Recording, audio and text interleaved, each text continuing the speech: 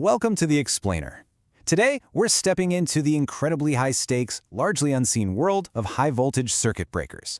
We're talking about colossal amounts of grid energy that, quite frankly, simply do not want to be stopped. Let's uncover exactly how engineers tame this raw power using some truly brilliant physics to guard our modern grid. Okay, let's dive into this, because this is where the physics gets incredibly intense. Imagine a massive overload or a short circuit hits the grid. The system has to sever the connection to save itself, right? But electricity at high voltages doesn't just quietly turn off. When the metal contacts inside the grid switches pull apart to stop the current, the voltage is so phenomenally high that the electricity just rips right through the air, or whatever medium is inside that chamber. It forms what we call a high-energy electrical arc. It's essentially a monster in a box. I mean, it's a violent, superheated bridge of raw plasma that desperately wants to keep flowing. So the entire engineering challenge of a grid is, how on earth do you quickly and safely extinguish that monster? Well, to fight that arc, we use the high-voltage circuit breaker. Now, unlike a standard one-time use fuse that just melts and breaks the circuit, a breaker's core job is to detect a fault, like an overload, and dynamically, safely separate its internal contacts to interrupt the flow of current. It's an automatic, resettable switch. The structural integrity of our entire power grid relies on these massive guardians doing this safely over and over again without completely destroying themselves in the process. Let's actually break down the microseconds of a grid failure. Step 1. A fault is detected somewhere on the line. Step 2. The mechanical contacts inside the breaker violently pull apart. And then, Step 3 happens inevitably. That high-energy arc is struck. The current completely refuses to stop flowing, instantly bridging the gap between those separating metals. The very moment those contacts separate, the breaker's single most critical mission begins. It has to quench that raging plasma fire within fractions of a second. Literally, if it fails, the grid suffers catastrophic damage. Let's move to and see how this builds, because human engineering has devised some brilliant ways to fight this, starting with the undisputed heavyweight champion of modern high-voltage substations, sulfur hexafluoride, or SF6 gas. For the absolute highest voltage applications, and we're talking transmission lines carrying anywhere from 36 kilovolts all the way up to an astonishing 765 kilovolts and beyond, SF6 is the absolute go-to arc quenching medium. So, why this specific gas? What makes it our ultimate weapon against the electrical arc? Well, SF6 is an exceptionally electronegative gas. In simple terms, when the superheated electrical arc forms, it's basically just a chaotic river of free electrons. SF6 gas eagerly gobbles up those free electrons. It strongly absorbs them to form heavy, immobile negative ions. But literally soaking up the electrons that the arc needs to survive, the SF6 gas rapidly chokes out the plasma, extinguishing the arc with just incredible efficiency. It's essentially throwing a molecular fire blanket over the lightning. Now, within the realm of SF6 technology, engineers basically deploy two main physical configurations, depending on the substation. First, we have live tank breakers, where the actual interrupter chamber, the place where the magic actually happens, is hoisted up high on an insulator and sits at the full line potential voltage. On the flip side, we have dead tank breakers. Here, the interrupter chamber is completely enclosed inside a grounded metallic tank. These dead tank designs are incredibly common in what we call gas-insulated substations, or GIS. And these are a real game changer because they allow for massive high-voltage facilities to be built right in incredibly dense, compact urban areas. And this brilliantly illustrates exactly why SF6 is the dominant gas giant of the high-voltage grid. Because of its superb dielectric, or insulating properties, SF6 breakers have a remarkably compact footprint compared to older technologies. They take up far less space, they require incredibly low maintenance, and their reliability is essentially unparalleled.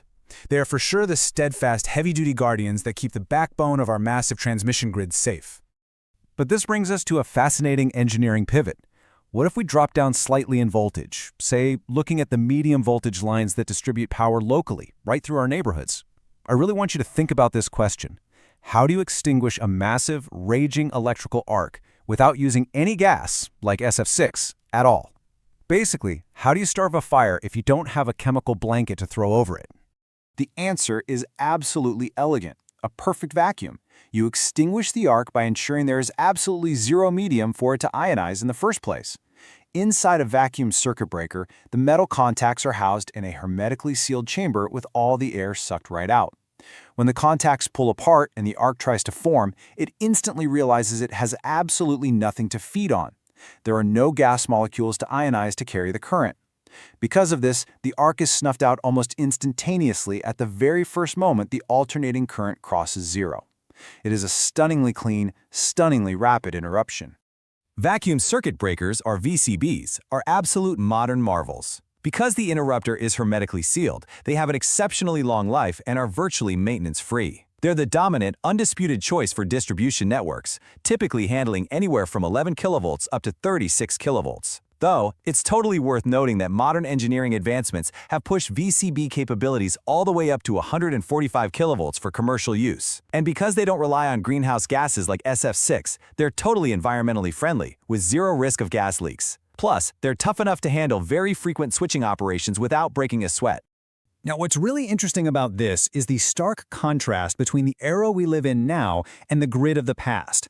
Modern SF6 and vacuum breakers are calm, they're practically maintenance-free, and securely contained. But to truly appreciate them, we kind of have to look back at these somewhat terrifying legacy technologies: air blast and oil breakers. These older methods were chaotic. They were loud, explosive, highly flammable, and demanded incredibly heavy, constant maintenance just to keep them from, accidentally launching a metal tank across the substation during a fault. Let's take a look at the early workhorses of the high-voltage grid: oil circuit breakers. Historically used for voltages up to 132 kilovolts, these relics operated by striking the arc directly inside a vat of insulating oil. When the massive heat of the arc hit the oil, it literally boiled and decomposed it, creating a high-pressure bubble of hydrogen gas. This expanding hydrogen bubble would cool and violently blast the arc away. Later, minimum oil breakers tried to improve things by confining the oil just to the interrupter chamber to use less of it. But the sheer physics of relying on boiling oil meant you were dealing with highly flammable liquids and a severe risk of explosion under heavy faults. It required constant testing and maintenance, which is exactly why they've been phased out. Then you had the ultimate brute force approach: air blast circuit breakers. Pumping at an immense pressure of 20 to 30 bar, these breakers totally bypassed exotic gases to rely on a high-velocity blast of normal air to physically sweep away the ionized particles and cool the arc. Used historically for 132 kilovolt to 400 kilovolt lines, they operated incredibly fast. But the downside? Well, they were deafeningly noisy, they required a massive infrastructure of huge air compressors, and they historically really struggled to handle high rates of rise of striking voltage. It was an effective but incredibly cumbersome way to manage grid protection. So the crucial point is this: when grid engineers design a substation today, they're directly matching the arc quenching medium to the voltage scale. For the heavy-duty, ultra-high transmission lines moving power across the country, SF6 gas remains the standard for anything from 36 kilovolts up to 800 kilovolts and beyond. When we drop down to the medium and high voltage distribution lines that feed our local substations, that 11 to 145 kilovolt range, high vacuum interrupters are the undisputed champions. Meanwhile, the brute force compressed air and the highly flammable oil breakers of the past, they've been relegated to history, largely replaced by these safer, smarter, and far more elegant modern solutions. We've seen how these mechanical guardians wrestle with the raw, destructive physics of an electrical arc, snapping open to literally save the grid. But it leaves you wondering, how do these brute force physical switches actually know exactly when to trip? How do they integrate with the incredibly fast digital brains of the grid, like distance relays that calculate grid faults in literal milliseconds? That intricate dance between digital calculation and massive mechanical force is the true nervous system of our modern world, and it's exactly the kind of invisible engineering we'll have to explore next time. So, what do you think is the weakest link in that digital to mechanical chain?